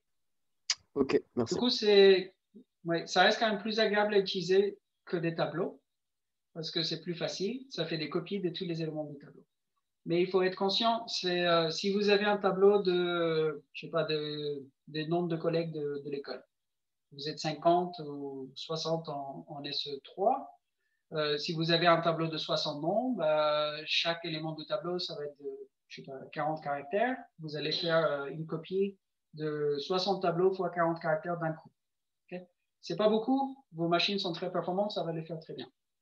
Par contre, si vous avez ensuite un tableau d'images JPEG qui font 2 mégaoctets, vous êtes 60, quand vous faites une copie de la structure, ça va faire, je sais pas, chaque image 2 mégaoctets fois 60, c'est 120 mégaoctets. Vous pouvez ensuite faire une copie de 120 mégaoctets d'un seul coup. C'est pareil, c'est peut-être dans les machines d'aujourd'hui, 120 mégaoctets de copies régulées, c'est pas énorme, mais c'est quand même un peu pénalisant. Okay? Si vous faites ça beaucoup, beaucoup de fois, si vous dépendez trop de la copie des tableaux, ça peut vous pénaliser en exécution assez rapidement. OK. Du coup,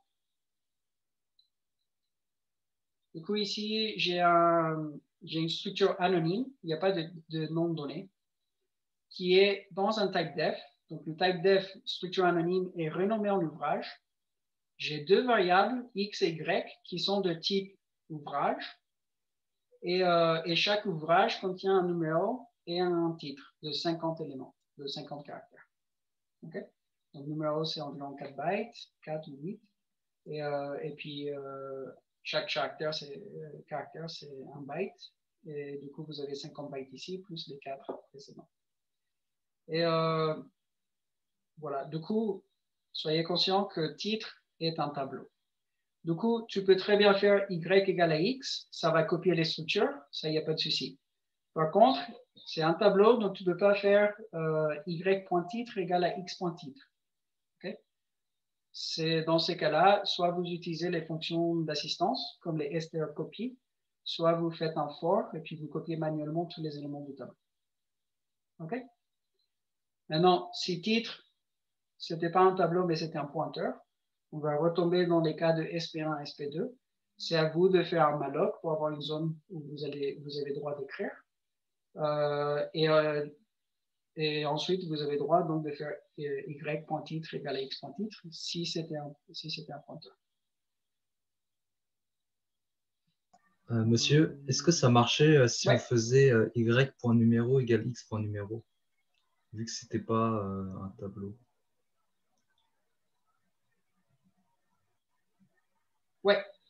Ouais, tu veux dire, on revient sur la définition de type. Ici, on a un numéro, c'est un entier. Et donc, si je fais y.numéro égale à x.numéro, c'est ça? Du coup, ça va bien regarder. Ici, ça va être la valeur de numéro. Ça dépend de ce qu'il vaut. S'il vaut 7, ça va être 7. Et ici, ça va être dans l'adresse de numéro. Et du coup, c'est pareil pour les entiers, pour tous les autres types. C'est la valeur de x.numéro va être copiée dans l'adresse de y.numéro. Donc, on a une copie. Donc, c'est bien validé. Okay. D'autres questions? Okay. Donc, juste de rappel, les chaînes de caractères, c'est le truc que vous allez peut-être pas trop en utiliser pour les TP, mais arrivé le projet, on fait beaucoup de chaînes de caractères chaque année. Okay. Et du coup, il faut bien être conscient si c'est une chaîne de caractères ou un tableau. Vous ne pouvez pas faire de l'égalité directe. Il faut faire soit un for, soit utiliser les fonctions d'assistance pour les copies des chaînes de caractères. Et donc, n'oubliez pas que vos chaînes de caractères, quand c'est un tableau de caractères, pour que ça soit une chaîne de caractères, la définition, c'est qu'il finit en anti-slash 0. Et si le dernier caractère n'est pas un anti-slash 0, ce n'est pas une chaîne de caractères, c'est juste un tableau. Et donc, vos fonctions utilitaires, ils vont pas marcher correctement. Et du coup, ici, j'ai un strcopy. C'est la source. Y.titre, c'est là où on va copier les choses. X.titre, c'est ce qu'on va copier. Et donc, strcopy va copier tous les éléments de X.titre jusqu'à arriver à anti-slash 0. Il va les copier dans Y.titre. Il y a plusieurs variantes de strcopy. Il y a strncopy. C'est utile dans le cas où vos chaînes de caractères ne sont pas correctement finies en anti-slash 0. Mais la plupart des temps, on ne les utilise pas.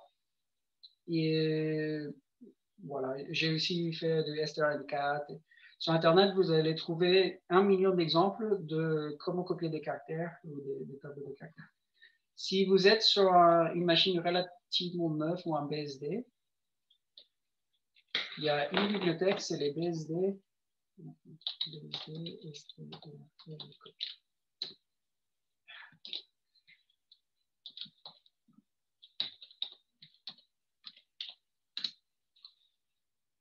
Donc, il y a les bibliothèques BSD sur Linux aussi, ils sont transportés partout. Vous avez les strl copy, strl4, strl machin, et eux, ils sont top par contre. Donc là, vous pouvez déterminer la taille maximale de tes chaînes, comme ça, vous évitez les débordements. Je pense que vous avez un peu vu ce que ça fait, les débordements de tableaux et tout ça avec Dessus Forger. Sinon, vous allez en taper aussi en programmation avancée. Et du coup, ces fonctions-là, ils permettent aussi de définir une taille maximale et ils contrôlent aussi du anti-slash 0. Donc, ils sont un peu meilleurs que les autres. Voilà, c'est juste. S'il faut choisir et vous ne savez pas choisir, choisissez les trucs de base. STR copy, c'est dans toutes les bibliothèques. Et toutes les variantes STR, machin, c'est assez standard. Et si vous avez le choix, passez sur les bibliothèques BSD. C'est un peu meilleur. Ouais, ça, je pense que vous avez un peu compris que dans les titres complexes, il y a des compilateurs plus modernes. Donc ici, c'est en 99. Ils ont défini l'initialisation en ligne des structures. Donc, si vous savez bien placer vos accolades et puis aligner tous les éléments, vous pouvez faire même des initialisations de tableaux entiers, de structures qui contiennent des structures qui contiennent des structures en une seule ligne. Après, il faut juste l'ordonner de façon que ce soit bien lisible, sinon c'est catastrophique. Ouais, ça, on s'en fiche un peu. Vous pouvez ensuite regarder les différents éléments de syntaxe plus tard. C'est pas ce qui est important. Ce qui est important avant de finir, c'est là où j'ai 5 minutes.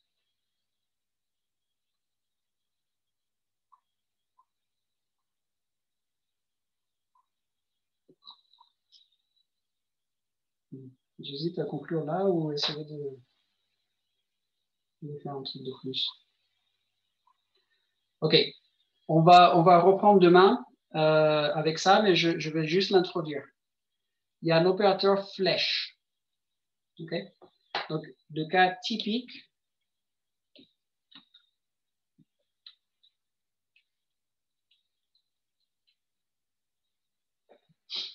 Le cas typique, c'est que j'ai un pointeur de structure, donc quelque part dans la mémoire. Ici, j'ai un pointeur. Il est dans sa zone mémoire. Il pointe sur une structure. Okay? Et donc, j'ai une structure qui peut être plus ou moins complexe. Ça peut être une date ou un truc comme ça. Ouais, on va faire ici, c'est une date. Struct date. Ici, c'est struct date étoile. Lui, il est bien dans FB0A. Il avait trois valeurs entières. Et du coup, indirectement, lui, il pointe là-bas. Okay? Je dis indirectement parce qu'il a bien l'adresse de la structure. Okay. Si dans notre code, on avait struct date étoile ptr date. Okay? Ptr date est de type pointeur de struct date. Okay. comment je fais pour accéder au premier élément de la structure? Donc, la base, c'est l'opérateur étoile. Ça, c'est à partir de l'adresse que je te fournis, va chercher et puis on va déréférencer cette adresse, on va partir là-bas. Okay?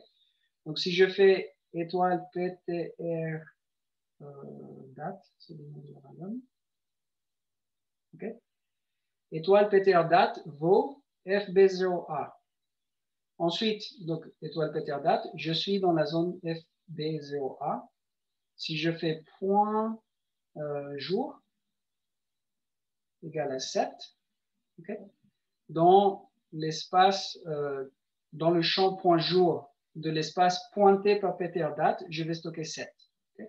Du coup, j'écrase le 3 avec un 7. Ensuite, je fais étoile PTR date, point mois, égale à 2. Et donc, j'écrase le mois. OK?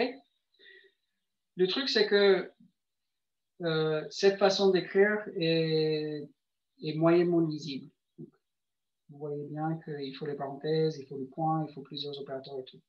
Pour simplifier ça, il y a l'opérateur flèche. L'opérateur flèche me permet de dire, je sais que PTR date est un pointeur vers une structure. Et du coup, j'ai envie d'accéder directement à l'élément année, au champ année. Okay. Et donc, flèche, ça me permet de dire étoile, donc des références de pointeur, et puis le point, accéder au champ pointé par ce pointeur. Okay. Et donc, les deux façons d'écrire sont équivalentes. Étoile, point, tu combines les deux opérateurs, ou il y a l'opérateur flèche qui est en une seule passe. Donc, quand vous avez une initialisation de structure et que vous avez plein de structures, c'est quand même plus élégant, plus lisible de faire de flèche. Il faut juste être conscient que flèche ne marche que si c'est un pointeur vers une structure. Okay? Du coup, on a écrasé ici, donc 2021. Et on va essayer de reprendre demain vite fait, puis on passera sur la première structure de données, c'est les listes chaînées. J'imagine que certains, ceux qui ont déjà une base en programmation, ils en ont fait. Ici, le seul truc compliqué, c'est qu'il faut être conscient que c'est que des pointeurs, que des adresses mémoire. On va faire plein de malloc pour essayer d'allouer des zones, etc., etc. OK. Il y a des questions pour finir?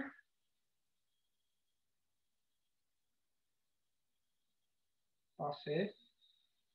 Bah, du coup, si vous avez un retour aussi, si ce type de cours ou SEM, ça va, ou si vous voulez changer quelque chose, n'hésitez pas. Moi, je suis à l'écoute. Non, moi, je trouve que c'est très, très bien, en tout cas. OK, bah merci. C'est bien de gagner un quart en barre. Parfait. Ouais. OK, bah, donc à demain, 8h. Et puis voilà. Merci, bonne soirée. Bonne soirée tout le monde. Merci beaucoup, bonne soirée. Merci. Au revoir. Bonne soirée, au revoir. Au revoir. Au revoir.